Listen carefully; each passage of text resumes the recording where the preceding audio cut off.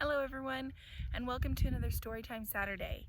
Today we are going to be reading Fletcher and the Springtime Blossoms by Julia Rawlinson and illustrations by Tiffany Beek. This book was provided to us by our friends at Brightside Bookshop. Make sure you head on over to visit them in person or online, and make sure you stop by the Arb to visit us now that we're open. Fletcher and the Springtime Blossoms.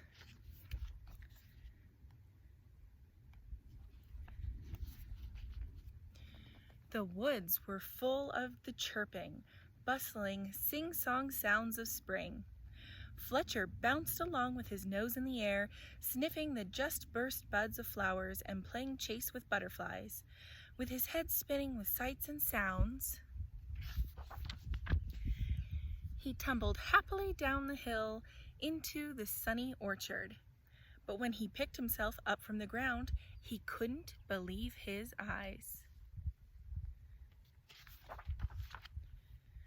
A soft breeze danced through the branches, carrying snowy flakes. Snow so late in spring, thought Fletcher.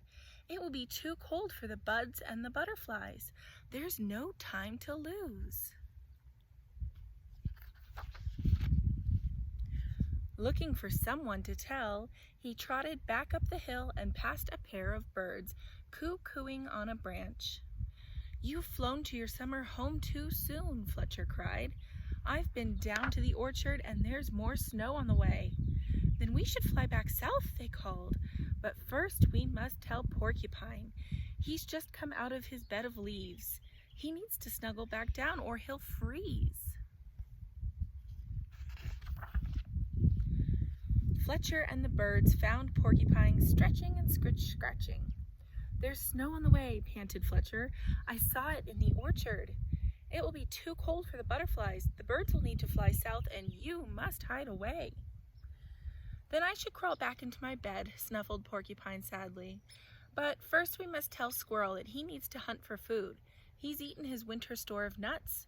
He'll need to find more."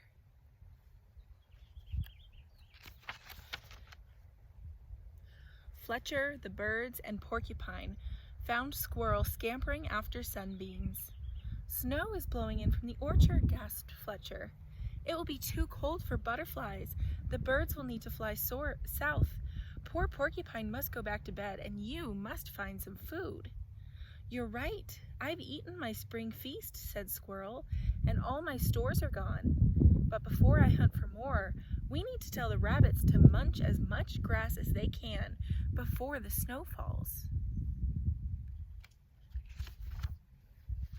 Fletcher, the birds, Porcupine, and Squirrel hurried off again.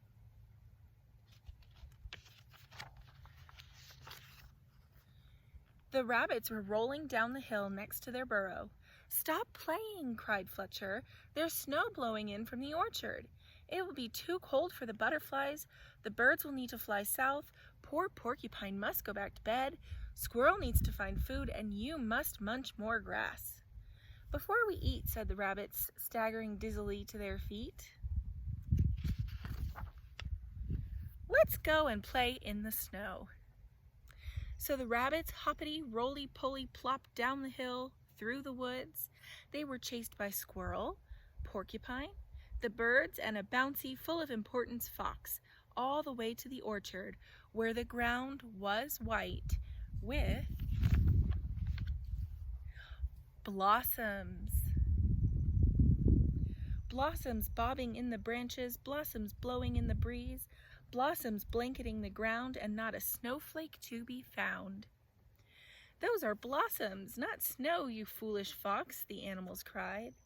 Fletcher blinked and rubbed his eyes, feeling very silly. But then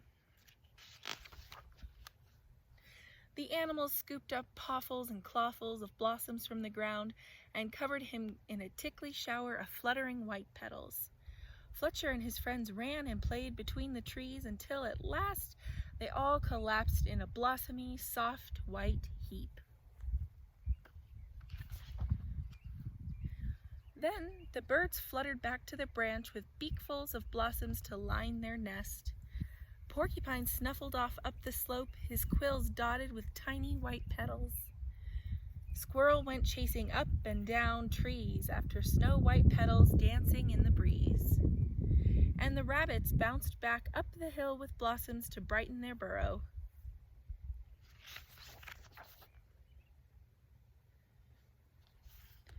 But Fletcher just lay smiling in his soft bed of petals, watching the blossoming branches bobbing overhead. The end.